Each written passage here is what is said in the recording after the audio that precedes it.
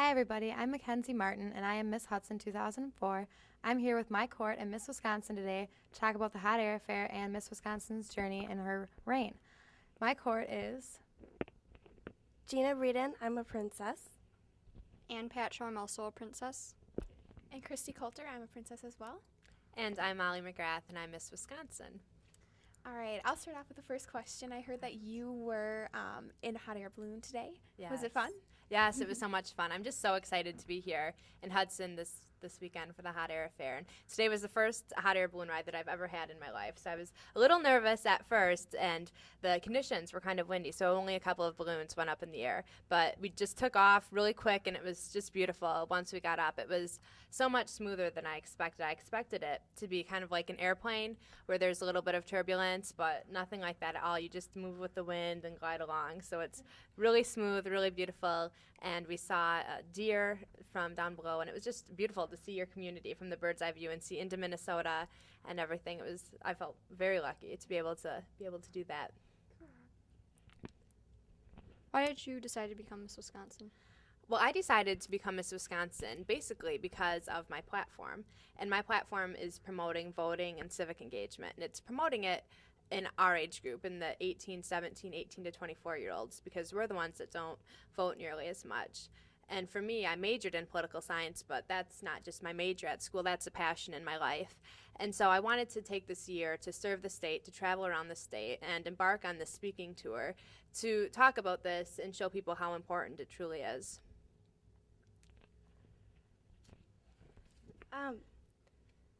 What exactly do you do as Miss Wisconsin? That's a good question, and that's a common misconception, I think, because you see Miss Wisconsin and you think I'm probably always at the spa getting Swedish massages and chocolate sent to my house every day and nails done, pedicures all the time, but as much as I'd like to do that, especially the chocolates, it doesn't happen that way. Actually, the job in Miss Wisconsin, I pretty much compare it to a servant of the state for a year. For 365 days, I signed a contract that I don't work and I don't go to school, and I essentially am at the access of people of Wisconsin, so they can book me and contract me to come to their community and to their hot air festival, or if they have a different parade around the holidays, or I do a lot of school visits. I love going to schools, and I was actually at Hudson High School earlier today and going to all sorts of festivities, from style shows, you name it, I can do it pretty much. And so I travel with the state doing that, and I actually travel, just take a guess at how many miles a week I travel. Yes, 1,000. Maybe, just about exactly. It averages out to be about 1,000 a week, about 4,000 a month. So I'm essentially in one place for only about 24, 48 hours at a time. So I don't really have a home base at all this year. So I have the opportunity to see all parts of Wisconsin and visit all places, entertaining or whatever they hire me to do. What's your favorite event been so far? My favorite event. This is a trick question, I think. Actually, each event is so different. That's a great thing about a year as Miss Wisconsin, is it's just an eclectic variety of things that you get to do. And obviously, I've never been in a hot air balloon in my life, and so this is definitely going to be a highlight, being able to do this. And I do all kinds of things. I was at the World Championship snowmobile races just a few weeks ago, and I'd never been on a snowmobile before either, which is almost unheard of, I think, for someone in Wisconsin. So I was able to go there, and I actually went to the inauguration, the presidential inauguration just a month ago. So that was obviously very fun, and it was great to be able to represent Wisconsin and be in the political front, especially with my interest in politics. All right, let's see. Well, where'd you grow up? Well, I grew up in Wisconsin Rapids. So I grew up in the central part of the state, and then that's how I kind of got into the Miss Wisconsin system, is that we have a pageant, like you guys have the Miss Hudson pageant, we have the Miss Wisconsin Rapids pageant. But for us, it's affiliated with the Miss Wisconsin pageant. So after I became Miss Wisconsin Rapids, I was the same age you guys are. I was 17 years old. It's my senior year of high school. And I went to the Miss Wisconsin pageant, and that year, in 2000, I didn't win. But what it did was got to know the Miss Wisconsin that year and just really familiarized me with the organization and just instilled the idea into my brain that someday I want to be Miss Wisconsin and I want to do it when I'm ready to have it as my full-time job and really embark on the journey. And so I went to school at UW-Madison, and I graduated there just this last May of 2004. And so just a month later was Miss Wisconsin. I had done Miss Madison in February, graduated in May, and then Miss Wisconsin was the next month. So I say it's my first real job interview. It was for the job of Miss Wisconsin, and I got the job. I'm hired. So so that's kind of how I got involved with everything. Okay, so did you always want to do this then, or just when you became Miss? Well, that's a good question, because a lot of people Yeah. sometimes think maybe I've been doing this since I was little, but really Miss Wisconsin Rapids was my first pageant, and then I won that, and then Miss Wisconsin I didn't win that year, and then to Miss Madison. But so I knew I always wanted to become Miss Wisconsin ever since really watching Miss America on TV for the first time. It was kind of like, I'd love to do that. So it was such a thrill to be at Miss America and to be on that stage. It's every year it's in Atlantic City. So just the historical events of knowing that every other contestant has been in this dressing room and things like that. It was an honor to be able to represent Wisconsin there. And I knew that I wanted this job also because of not only the opportunities and the opportunity to go to Miss America, but because of the scholarship money. Here's another guess for you. How many dollars in scholarship money do you guys think I've? No idea. 10,000. 10,000, actually more like 20,000. Oh, that's awesome. And that's just cash scholarship, and that's from awards at Miss Wisconsin. You can not only win Miss Wisconsin and get scholarship money that way, but you can win preliminary awards. So at Miss Wisconsin, on different nights, I won preliminary swimsuit one night, and then talent the next night, and then won Miss Wisconsin, and then won an academic award. So it was all of a sudden I had $15,000 of scholarship money once it all adds up, and then you add in awards from Miss America and things, and it's over $20,000. So it's really exciting that they make these funds available to young women. And in fact, Miss America, as the entire organization, is the #1 scholarship provider to young women in the world. Wow. So they make millions of dollars available, and then that's not to mention the money that other Miss Wisconsins get when they go to their school of choice. I know that one Miss Wisconsin, the one that actually won the first job is there, went to law school in Philadelphia, and they paid for most of her tuition in kind just because of her accomplishments from when she was Miss Wisconsin.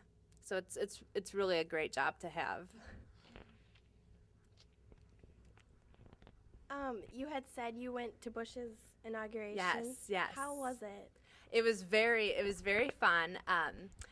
My platform is voting, and I work to register and educate voters, and especially young voters. My idea was that I was going to go to the inauguration no matter who became president. So if Bush won, if Kerry won, if Nader won, if a writing candidate won, I was going to be in Washington, D.C. in January. And so it was just overwhelming, parts of it. Just how many people were there was just, you expect masses of people, but I mean people for more than you can see. Just unbelievable how many people were there. And the parade I went to also, and that was just exactly how you'd expect. I know that a band from Minnesota was there, and there was one from Wisconsin there, and it was just lots of school bands, and it was just very professional and very almost, like it wasn't dated at all. It could be from decades ago because it was so many just bands and floats and just very patriotic. And then I actually, the whole time I was there, had an escort from the Presidential Inaugural Committee. And so he took me to different parties, and we had VIP seats for parade watching parties and different state parties. And we also went to one of the presidential balls. But let me tell you that was not what I expected at all. When I had envisioned the presidential ball, and I mean, I'm sure there was 8 of them, and I was at the building where there were 6 of them, and I'm sure you've probably had an idea of what you would picture. And I pictured it to kind of be like a wedding where you walk in, and it's a grand ballroom and white linen tablecloths, and you maybe walk in and there's champagne, and then there's this great food. And at $150 a ticket, I expected there to be food like different parties that I had been to that week, like prime rib and things like that. But instead, you walk in, and it is a beautiful ballroom, but there's no place to sit at all. at all. So everyone stood the whole night. Now, mind you, most of us girls are in 4-inch stiletto heels. And then the other thing is that the food was the fanciest thing they had was hummus. And I just wouldn't expect that at $150 a ticket. And then when the food ran out, which was early in the night, they had potato chips and pretzels out in big bowls.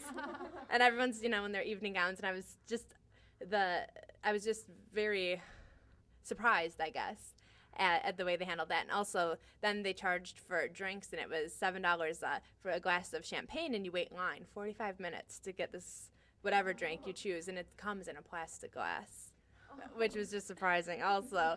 Just not what I expected at a presidential inaugural ball. And the music was also, instead of like Frank Sinatra, big band type music or something like that, it was just cover bands from different bar areas in Texas. So it's surprising no one was dancing either. So as much as I'm so glad to have gone, and I'm very grateful to have had the experience, it was just surprising to see how things meet your expectations or are different than maybe you expected, which is true with anything in life. Now, could you kind of explain your platform and the things that are involved with that? Definitely. My platform is called, I've actually named an acronym to kind of easily explain it, and I call it Catch the Wave. And so WAVE stands for 4 simple steps to become not only an involved citizen, but to become an informed citizen. So the W is to learn who the candidate is, what he or she stands for, learn when the elections are, where you go and vote, just the simple logistics of it all. And it's just amazing to me once you just take that first step and you automatically put yourself in the process because you understand how these issues affect your everyday life, whether it's I know that I was talking with you girls, and you're all planning on going to college. Well, how many of you girls are planning on chipping in with tuition at all or helping out? Maybe you guys are lucky and you don't have to, but I know that I did. Yeah. I know that I did. Or you're looking for loans or grants or scholarship money that's available. And a lot of that are government controls, and that's controlled with a budget. In fact, from the time that I entered UW-Madison to the time I graduated, tuition went up 48% in 4 years, and that's just for in-state. So I equate that to waitressing shifts, and I waitress through college, so just imagine how many waitressing shifts it takes to pay that extra 48%, and how many hours that is that you're not doing other things maybe you'd want to do.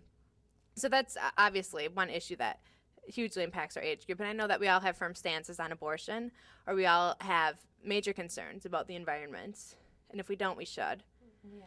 And it's these things that are controlled by our elected officials. And the other thing, especially at your age group, is spring elections that a lot of times people don't realize are just as big of an issue. There's a referenda here or a primary in February, and I'm not sure if you guys have referenda on your ballot in this coming election. But I know that you guys are in need of a new high school soon, and that's something that will be voted on an election that doesn't happen during the presidential election. So there's more to being an American and being responsible than just turning out every 4 years to the polls. And so the A in WAVE is to act to register. And this is something that in Wisconsin you can do on Election Day, which is great. So if you go to school or if you haven't registered before, you've never voted before, you can still go on Election Day to your polling location and you can vote. Just bring some sort of proof of your address, an official piece of mail or a driver's license with your address on it. And that's the great thing about Wisconsin. And for those of you who are moving, if you're going to college and going to a different state, it's important that you do check the registration policy because in some states you do have to register sometimes weeks or a few months before the election. And it's important that you clarify that so on Election Day you're not disenfranchised and you're not unable to vote. And so the V, obviously, take a guess what that's for. Vote. Yes, exactly. To exercise what many people consider to be a right, but what I truly believe is our responsibility. Democracy isn't something that you believe in. It's not something that you hang your hat on. It's something that you do. You go out, you vote, you participate. And the E is to engage in citizenship. And now this sounds crazy and bizarre, but it goes with the acronym, and it's a very important piece. It's kind of like the follow through. In basketball, it's something that if you don't do it in your shot, you'll probably miss your shot. And so if you don't continue to engage, you're missing the whole point. So this could be, I mean, you guys even know what it is. It has a fancy word, but it's who could you write a letter to? to show how you feel about certain issues, or Like the mayor, governor. the mayor, governor, exactly. Any legislator, your senators, your president, anyone. And you're probably thinking, oh, great, Miss Wisconsin. I'm going to write a letter to our senator. And that's going to work. Well, let me tell you that it does, because I actually, in September, had the opportunity to be in Washington, D.C., and was at Senator Cole's office and talking to his staff. And we were talking, and I said, what part of your job takes the most time? And they said, constituent mail, that they read every single letter and that they respond to them. And they actually picked up a letter that they had gotten that day, and they said, this lady, Mary, she actually writes us so much that we know exactly where in Wisconsin that she lives. We know about her family. We know everything about her income, her socioeconomic status, and we can actually probably predict what this letter is going to say, because Senator Cole had just voted on a bill, and so they knew how she would feel about it, because they know everything about her and what happens and how things like that impact her area and her people that fit into her class. So they are listening, and literally, their job does depend on it, because they need our votes to have their job.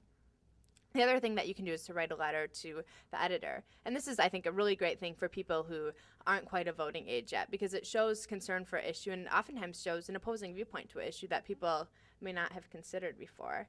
I know that I was just in the Madison area at Monona Grove High School. I had visited there, and the students there actually helped to inform others about road barrier where their parking lot was. And this road barrier actually caused them to have to go around and enter school. And when you're in the morning in traffic in Madison, sometimes that could be 10 or 15 minutes. And we all know how much that counts in the morning trying to get sleep in high school. So for them, they brought attention to this and worked with local officials and became active.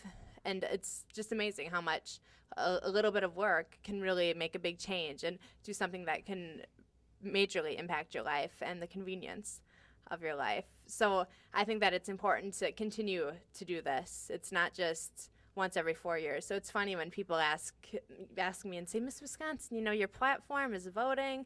Well, the presidential election's over. What are you going to talk about? And it's like, well, actually, I need to talk to you specifically, because it's those exact people that this message is so important to reach, because it's those people who think that you only turn out once every 4 years and there's nothing else that happens in the meantime, that it's so important to reach. And I also call it catch the wave, because I think it's contagious. In fact, young adults, our age group, is most persuaded to vote and do things like this by another young adult. So that means that it's like you guys. It's like using positive peer pressure. So you can say, oh, are you going to buy prom tickets? Well, you can say, oh, are you going to the prom? Let's go to the prom. And create a swell around that. You can also do that with voting. Oh, did you register to vote? Oh, are you going to go and vote? It's the same kind of idea, to just kind of instill it into our culture, because I think we've been missing it. We've been missing out on it. Yeah, I think that's great. All right, with that, well, what are your plans for the future? Oh, the future. Well, actually, after this year as Miss Wisconsin, I'm done in June. It's a June to June cycle. And so at the end of June, I'll be giving up my title. And after that, I will actually probably be moving out of Wisconsin. I'm not exactly sure what I'm going to be doing in the upcoming year. I'd love to move to Washington, D.C. and do some sort of internship. But my ultimate plan is in fall of 2006, I'll be going to law school. And I'm thinking someplace in New York City, Washington, D.C. or Boston. So I'll be in that area. And I'll actually be, of course, using the scholarship money from Miss Wisconsin to attend. What was your pageant like? The Miss Wisconsin pageant? Well, it's almost scored just like the Miss America pageant. So you have 5 different judges, and at Miss America you actually have 7 different judges. And each area competition is scored just like the Olympics. So you get a 1 to 10 score. And 15% of it is swimsuit, 15% evening gown, 40% of it is interview, and that's where you do your platform presentation. You're able to give them your resume and a fact sheet, so they kind of know what your interests are when you fill out hobbies and things like that. So they kind of, really feel like they get to know you, and they can ask you any questions about that. And that's about a 10-minute interview. It's a minute introduction, 8 minutes of questions, then a minute closing. And then talent, and that's also on stage the same time as evening gown and swimsuit, and that's 30%. So my talent was dance. I do dance. So I did point ballet to the song All That Jazz from Chicago. So it was more theatrical and just a little more spunky than a classical ballet, which fits with my personality, I think.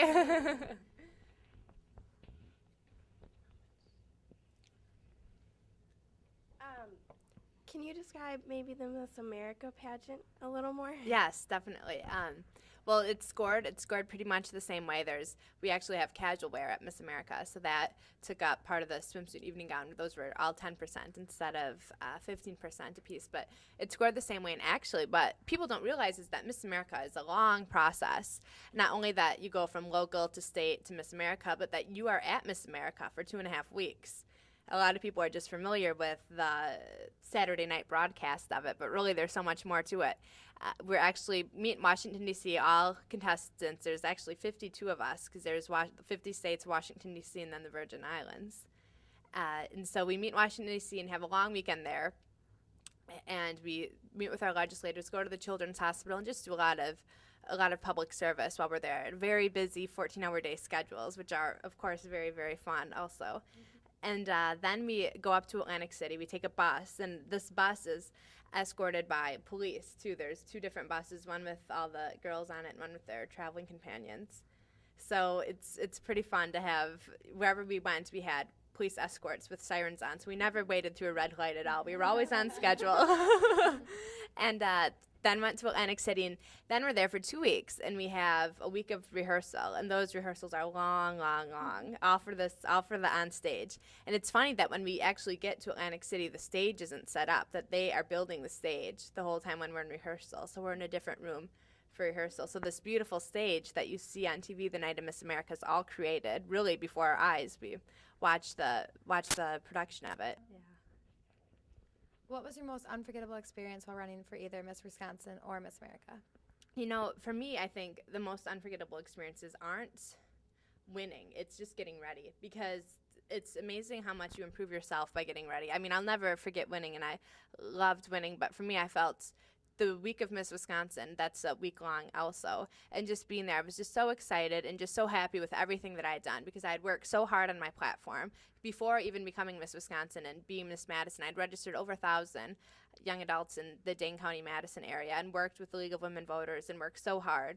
And of course, I'd worked on my dance and worked on, swimsuit, and worked on got a new evening gown, and just all that was so exciting to go out and prepare for each area of competition. That's what I won't forget. And I guess win or lose, I would have that memory no matter what, which is what's so great about participating, because obviously I love the job in Miss Wisconsin, but I love the preparation too. And it's the same thing with Miss America. I loved getting ready for Miss America, and just because you constantly feel like you're doing something to improve yourself. Which obviously, I mean, anyone can do. They don't have to try out to be Miss Wisconsin to do that. There's always, I guess it's just a matter of setting goals and really, really working to achieve them. And it's just amazing, the gratification you get. All right, well, I think that's the end of our interview, but All thank right. you so much for doing this Thank with us and you. coming to our Hot Air Affair. Thank you. I had a great time in Hudson. I'm very happy to be here, and I would love to come back also. So thank you.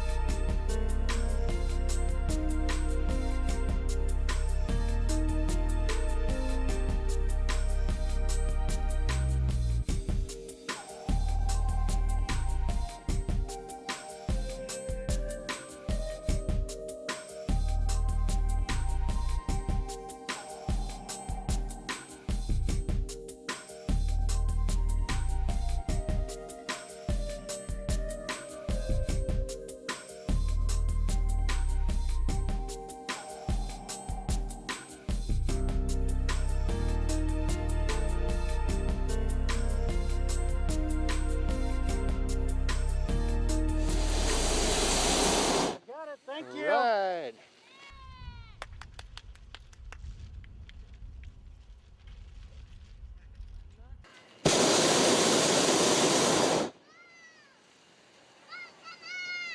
Hello.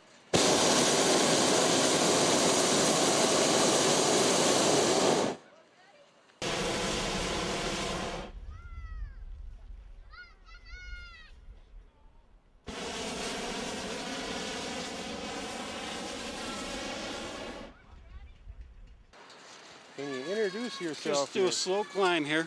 I'm pilot Pat Briette. I'm from Kankakee, Illinois. And we come up to Hudson every year. I've been coming up since 1992. Okay, great. Well, appreciate the ride today. Well, glad to have you come along. Beautiful day.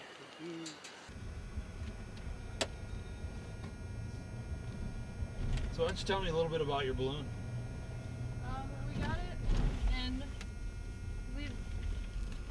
I want to say 98, and Dad became a pilot in 2000. His mom has always wanted to fly, but she didn't want to fly with anybody until Dad got his license. And unfortunately, she passed away before she got a chance. So the name Yellow Brick Road comes from her because she was a big fan of Wizard of Oz. And what got you interested in ballooning? Pardon the interruption, but occasionally I have to do that. Actually, my very first balloon ride was in Hudson, Wisconsin.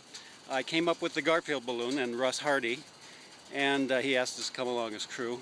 And as part of his crew, we were given a ride. And I've been hooked on it ever since. Just love it. Is this the first time at Hot Air Affair? No, he has been here, I want to say almost either 15 or 16 years. But him as a pilot, this is probably his 4th. Okay. So we've been here a lot. What other events do you guys go to? Well, last summer me and Dad crewed for one of our friends in Australia for the World Championships. So we've been there, and then we've been anywhere from Michigan, Wisconsin, Indiana, throughout the Midwest pretty much. Cool.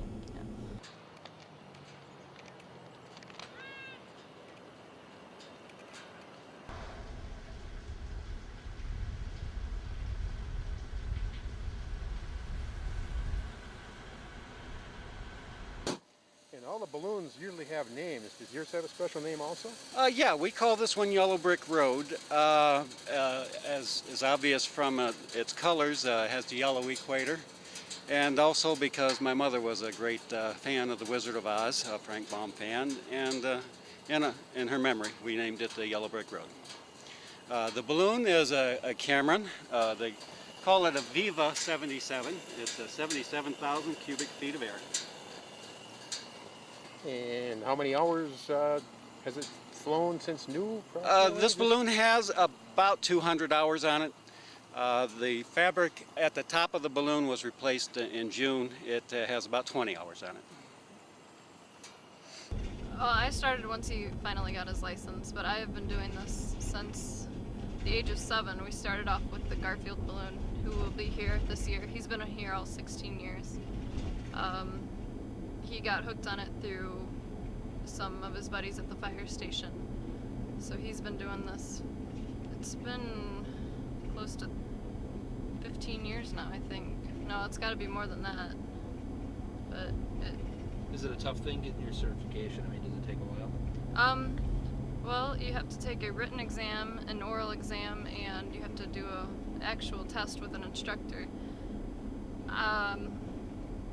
I think if I were to take it right now, it would be harder, but I've been doing it for so long that it just kind of comes naturally. So you enjoy ballooning as much as he does? Yeah, I do. He wants to get up every chance he can, and he loves this event because usually you fly all the time, and he loves this winter weather where you can fly forever. Do you fly much in the winter down in Illinois, or? I fly every opportunity I can get. Unfortunately, we made 3 or 4 flights in December, but haven't been able to fly again since then. And we just picked a beautiful day today. This is just gorgeous. I just hope it'd be nice if we have weather like this all weekend, but you know how the weather gods are. Very unpredictable.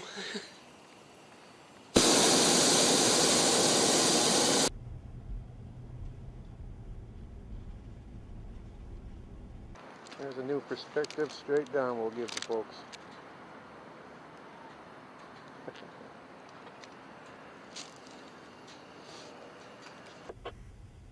Alright, you're not thinking about landing anytime soon, are you?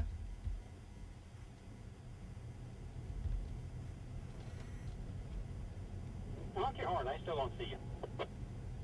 Go ahead.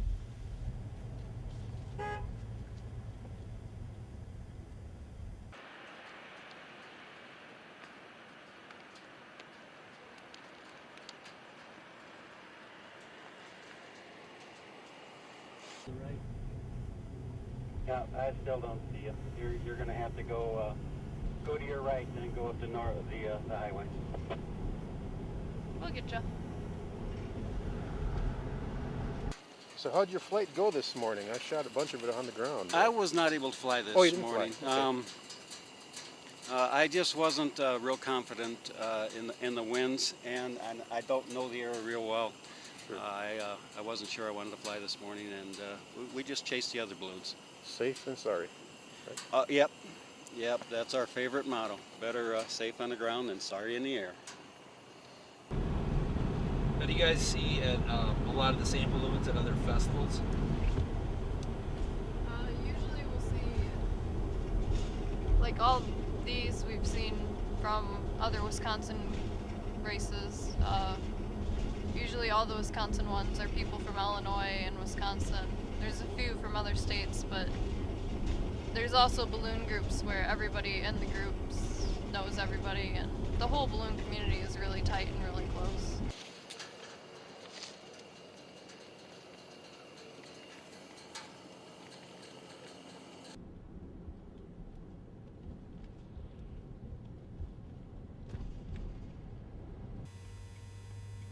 Yeah, there's a nice snow-covered hayfield ahead of me.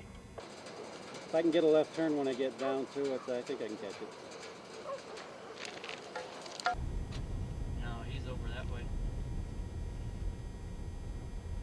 I don't see you yet. It's around the curve at the bottom of the hill.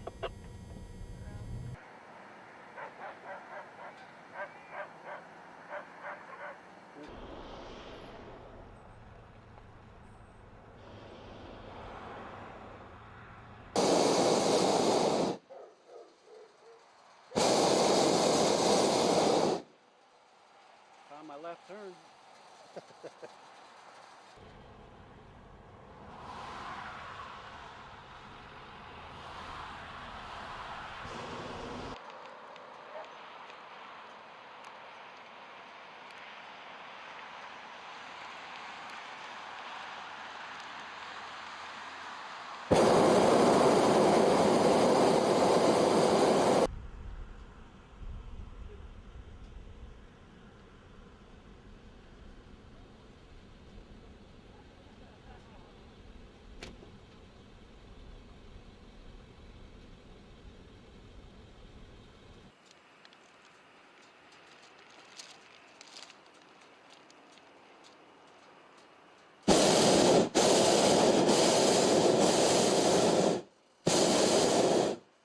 Yeah, hope it's not a high speed shot. Yeah.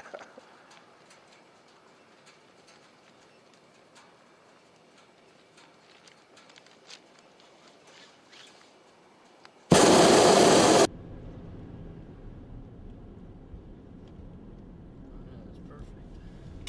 Holy cow, look how far they drive. Oh, yeah? I saw him hit that hill.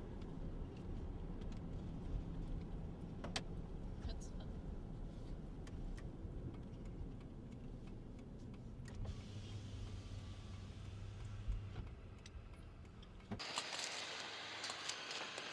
Well, Pat, thanks much for the flight, and we'll see you in the parade later. Again, it was a pleasure to have you join us. Thank you.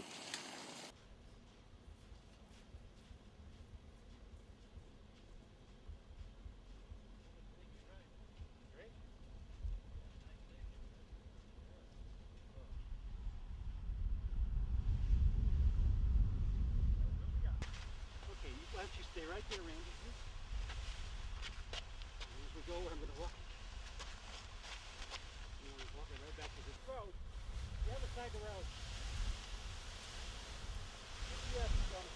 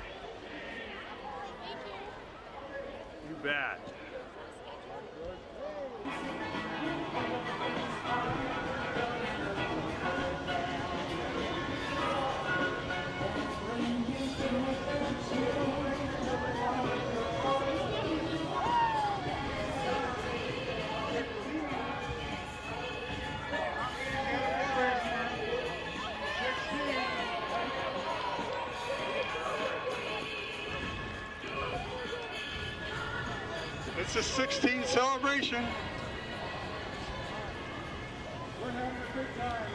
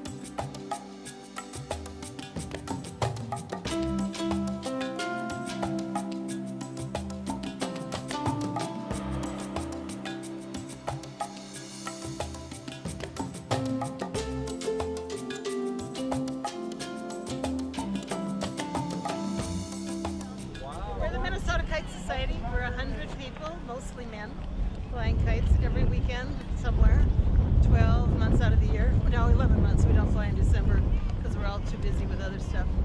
We fly all over. Today, Hudson Hot Air Affair gave us $100 for our appearance here. I've got 12 kite flyers with me. They weren't able to launch the balloons this morning, so we're here to please the crowd with kites. We have a kite vendor with us, Matt Hedberg from Air Traffic at Rosedale in Roseville, Minnesota. He's selling kites all different price points. The nice thing about kiting is you can do it at any price, at any age, and certainly with any athletic skill. You look at me, I'm not an athlete, I'm a fat old lady, and you don't have to run with a kite. The wind takes the kite. So right now I'm tangling myself up with my own kites because I've got friends flying the other ones. It's a great sport. If you want to know more about us, we have a website. It's www.mnkites.org, Minnesota Kite Society.